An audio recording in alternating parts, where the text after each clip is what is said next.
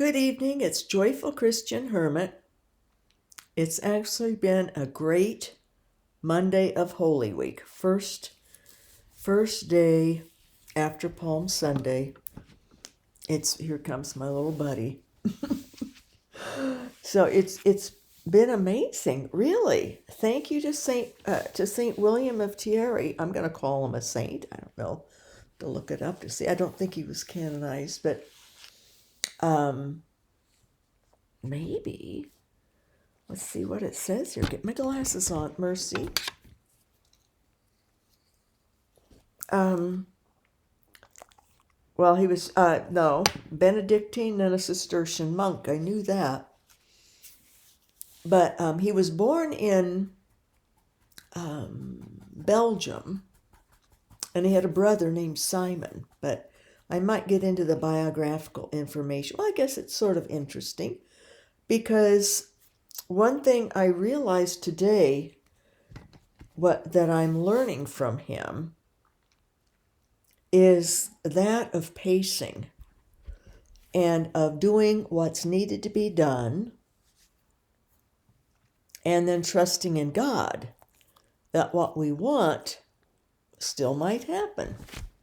So he had his last 13 years of his life, he was finally able to be a Cistercian, a contemplative monk, a Cistercian monk. And up until before then, he was an abbot in a Benedictine monastery. And I mentioned that in the previous video, that Saint Bernard of Clairvaux really advised him and said, I want you to go ahead and be an abbot of this Benedictine monastery in Saint-Thierry. And his brother, I forget where he was stationed as an abbot for a Benedictine monastery. But early on in his life, William wanted to be a Cistercian, a contemplative. But he gave of himself to help other people, to be an abbot, to be more active life religious. And so that impressed upon me. And I realized we're not done yet. We can't assume that we are, that our goals or our desires will not be met. And just to stay steady, do what seems to be the right thing to do with discipline, and see. God may give us what our wishes are. Still, once we do what the disciplined part and what seems advisable to do first with our lives, in whatever way, shape, or form. So while I am a hermit, I would like to do more writing of something helpful, something that God may want written, and also to draw much closer to God. And I realized today, think of William. He ended up having 13 years of the type of spiritual life he wanted. That was unhindered by people and activities. The Benedictines are more they are an active religious order, not cloistered at all, very hospitable. Lots of people go there. I stayed at a Benedictine monastery a couple of times. Well, actually 3 or 4. One time I was traveling and I needed a place to stay, and I called and they let me come. I was their only guest, but it's very nice. It's in Ohio, outside of Cleveland. I was driving for the first time, trying to make it. It was rough, but I could sit better back then. I could tolerate, although I had a pain siege when I got home, of course. But I split up the trip and spent the night in Cleveland. I was heading to visit my son at his university in upstate New York. I'd not ever been there and wanted to see him. It was after my mother had passed. So, and I had a comfortable car. My mother had gotten me a comfortable used car that had good seats, so it was the first time I could even travel outside of the town I grew up in. So, from after the accident and everything, so that was I met the monks there, and I did not eat with them. They had me eat in the guest area, and I was the only guest. But a bishop happened to be there, an auxiliary bishop of Cleveland Diocese. He was a Benedictine, but a bishop for the diocese, and he came and gave me a blessing. He felt sort of awkward. I could tell he thought it was sort of that I shouldn't have been put off by myself. But I was a hermit. I didn't tell him, obviously, but it didn't bother me at all eating by myself. It's how I always eat, except now I have little dogs on the bed eating with me, but well, they don't eat up here, obviously, but so that was something, with William. I realized what an altered life from what it was his yearning, his instinct early on, his desire, and he set it aside. And I can't say I'm setting mine aside for a lot of people or anything, no. But it'll benefit my daughter if I get this more finished, get my work done. And, well, I guess in another way it does help other people not to have to be taking care of me or figuring out what to do with Mom if I wouldn't have the money for help. So I could be quite a burden, more of a burden on others and on my family if I didn't keep pushing myself. So I pushed myself today, thinking of William, and I really felt his presence. And he wrote beautifully, and he wrote much. He loved writing about God. So, and I also had more courage when I helped at the daughter's. Her friend had this terrible headache. He gets headaches a lot. I think they're tension from things that he has, that are burdening him, but maybe he doesn't recognize it to take care of it then, to handle them. But his mother's deceased, died suddenly 20 years ago when she was 50 of an aneurysm. And it could be that also, there's all kinds of things that can affect. But they get bad. These headaches get bad. So I took some holy water with me. I was going to help. And the daughter said, well, maybe we shouldn't because the noise might bother because he has this terrible headache. And I said, well, we don't need to do the hammer drill. I said, I'll come and just chip by hand up close around the edges. At least do that, or I could red guard in the bathrooms, red guard the foundation. It's a product that gives an impervious seal, moisture-proof seal, and will help prevent mold and things. So under tile, water gets down in under tiles. So, or any kind of floor. My whole bathroom floor is red guarded. I red guarded on top of underlayment wood because I have a subfloor. I don't have concrete slab construction with this place. But I took holy water, and I said, and I took a BC packet for him. And he told me, he says, oh, I have this. And I said, well, I brought this for you to give it to you. I said, I'll mix it in something or bring something that, he says, oh, no, I've taken this before. And my daughter said, you have? And because he usually refuses things. He wants to tough it out, I guess, And, but he took it. he says, no, but I'll take it. Thank you for bringing it. Because evidently he was out of it, or she had never seen him take it. So that was, I said, even if it helps a little. Because I said, it's the only thing that'll, when my headache gets bad, I had to take a half a packet this morning. Because even my soda pop with my diet, with the caffeine, didn't help. With protein drink, I mix it. And that has been working to get the headache toned down, but it wasn't. And if I hadn't taken the BC, it would have gotten out of control then.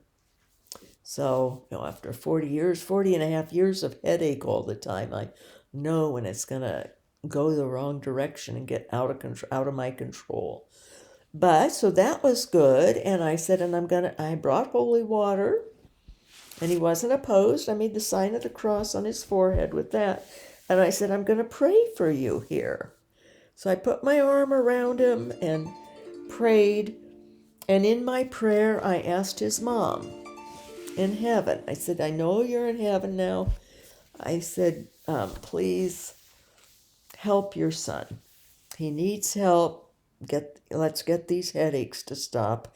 And I prayed for healing. And I told him, I said, all these other people have gifts of healing.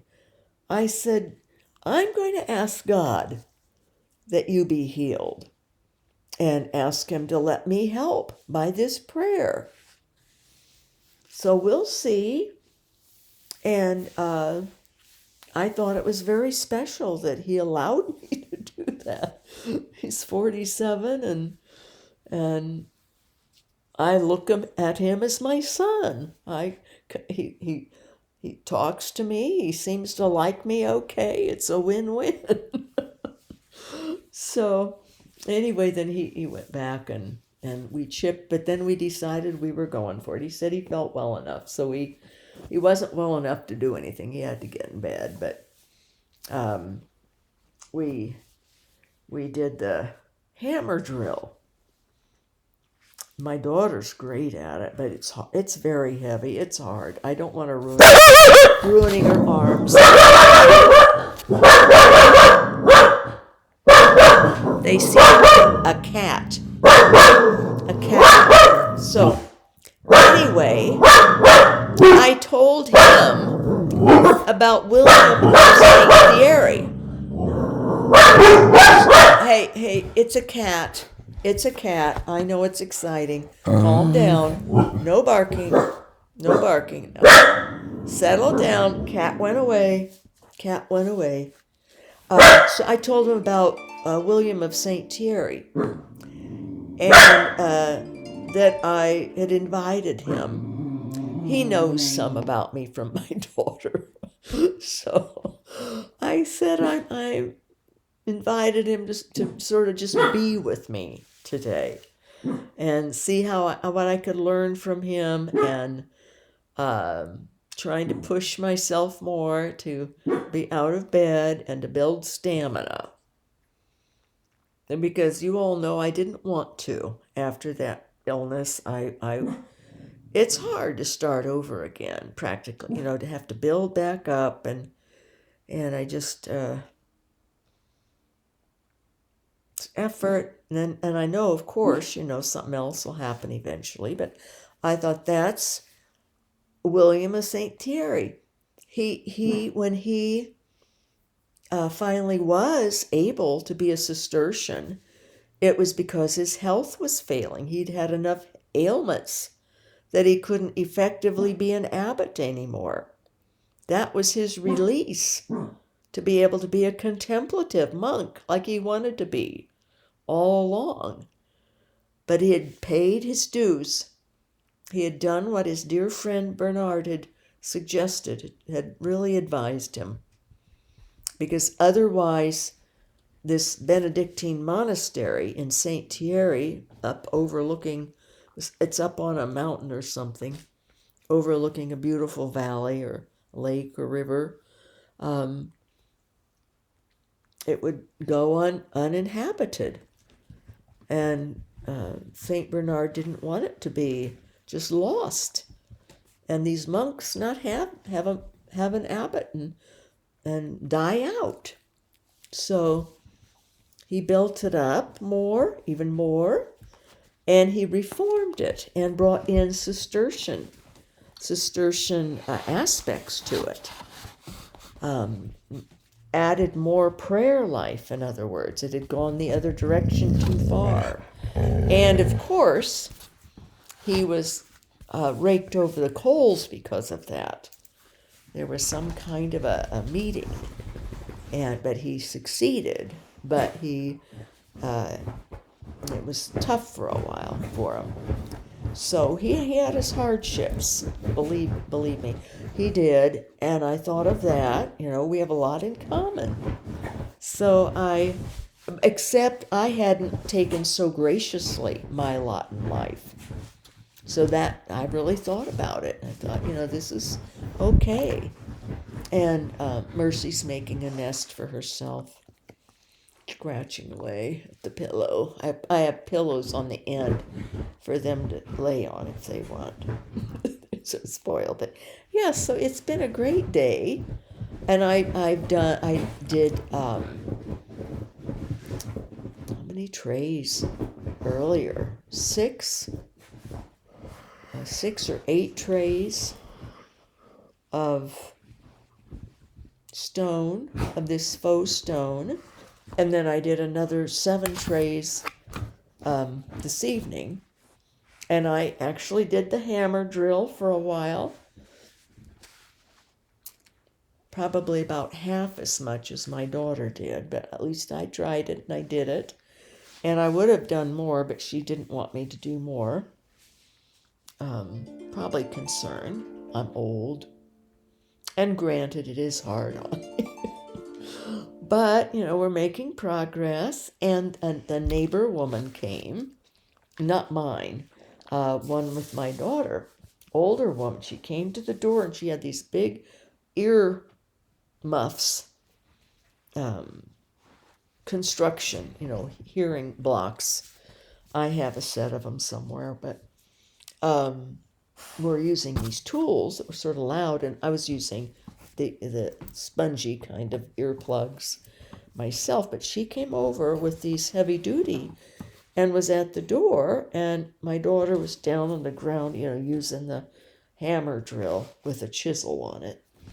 And I said, I'll go to the door for you. I'll go to the door.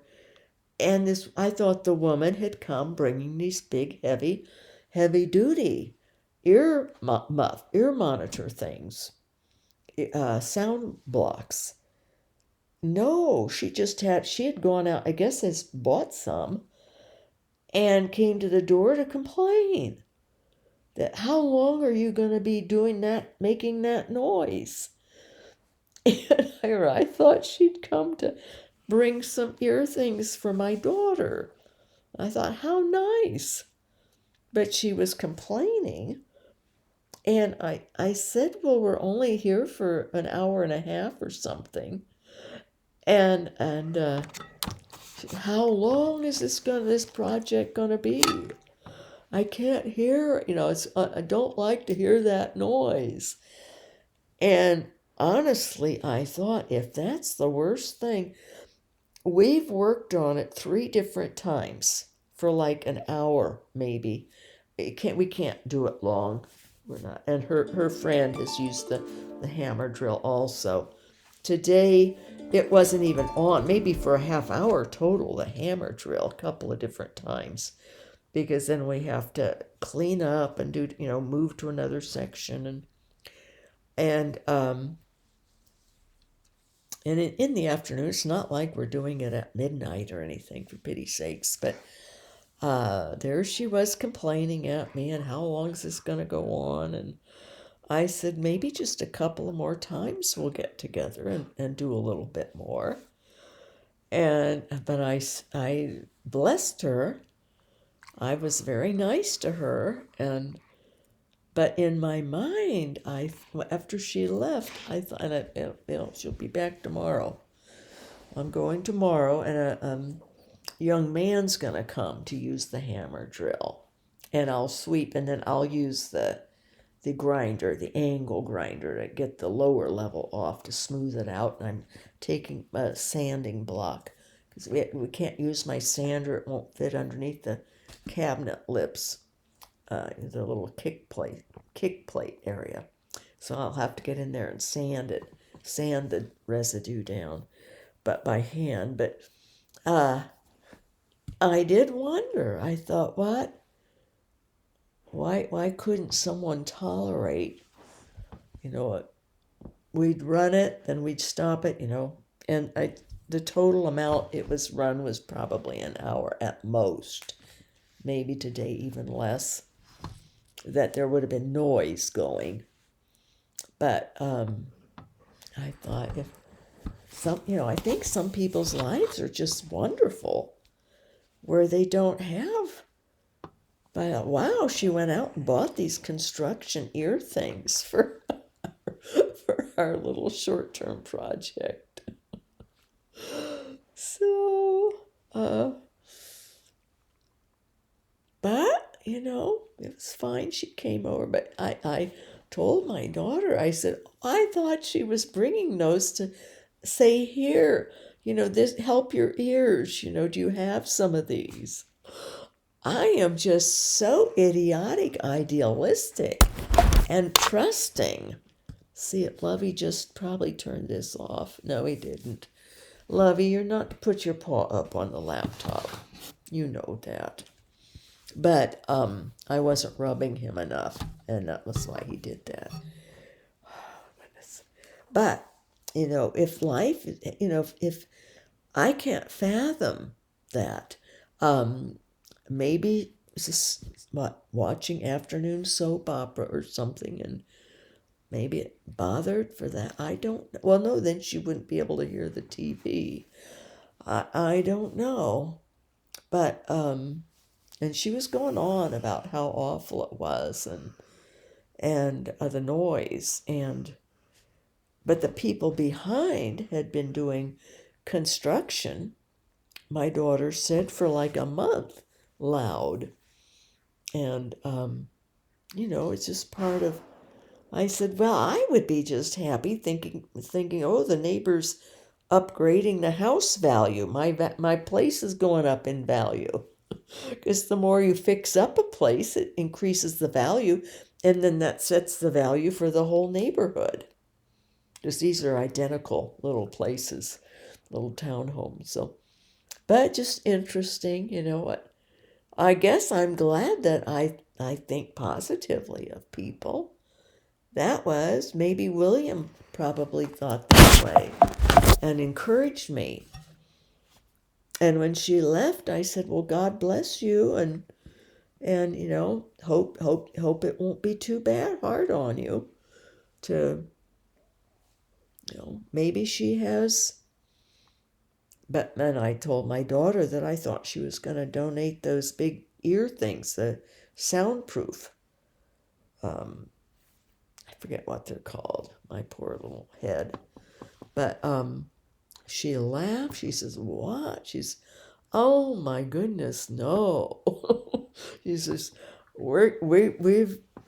she's like this all the time. Oh. So I'm not as enthused about when I get to that point when we're going to switch. I'll go there. We'll see. But I guess it won't matter, since by then I won't be doing anything that will make any noise. But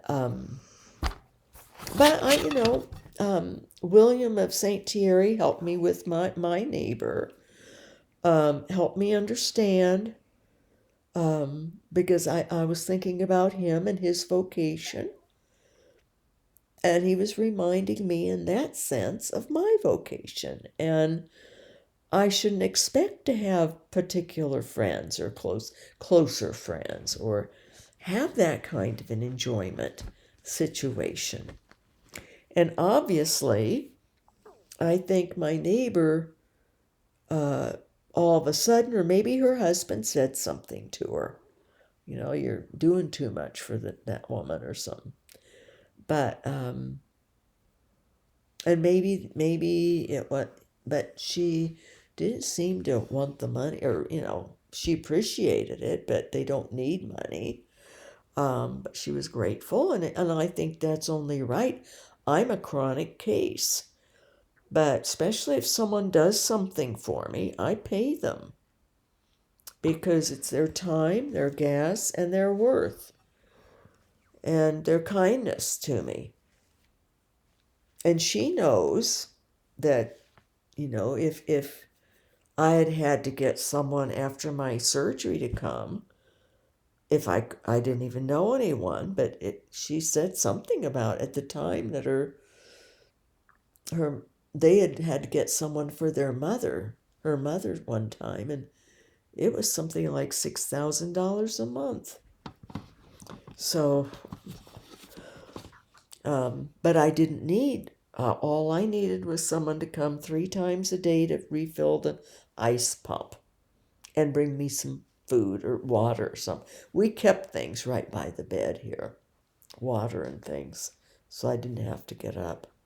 And that wasn't forever. That was maybe the first couple of weeks, and I could get out there on the walker. And by then I had more pain meds. But I thought about William and his vocation, and obviously